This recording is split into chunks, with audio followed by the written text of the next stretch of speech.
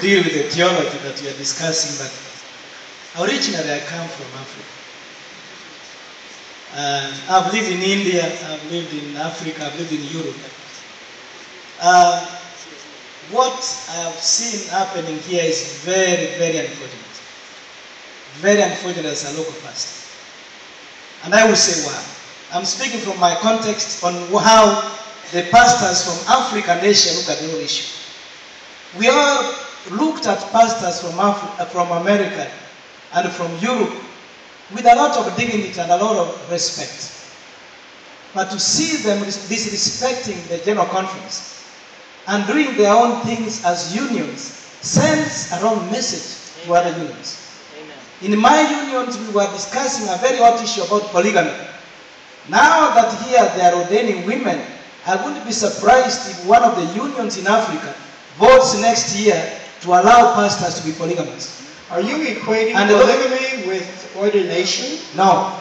I'm saying the issues are not the same.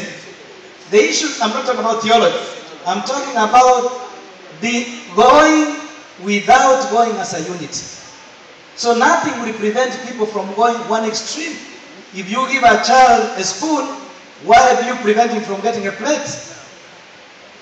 Now that you have done something which is normal, which may be right theologically, I'm not a theologian here as much as you are, but now that they have given room that you can do whatever you want, another union in Africa will vote for polygamous pastors, and a pastor will come here with 10 wives, and you say we don't want that pastor because he has 10 wives.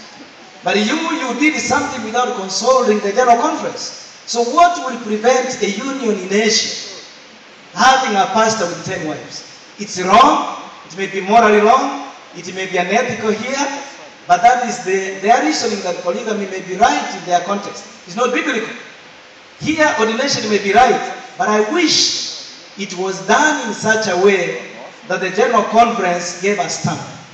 That will show that whether it was wrong or right, that there is a representation worldwide.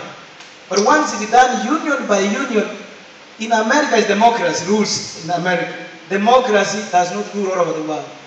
Other countries are not democratic. They operate in another different context. So the eyes of an American looks at things democratically, the eyes of others do not.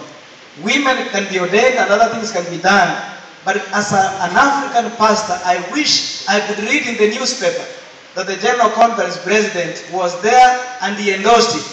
When I see in the newspaper that the General Conference president said no, and other people said no, yes, what will prevent the same General Conference going to Africa president and they tell me what to do when at his own home country, the unions are rejecting him?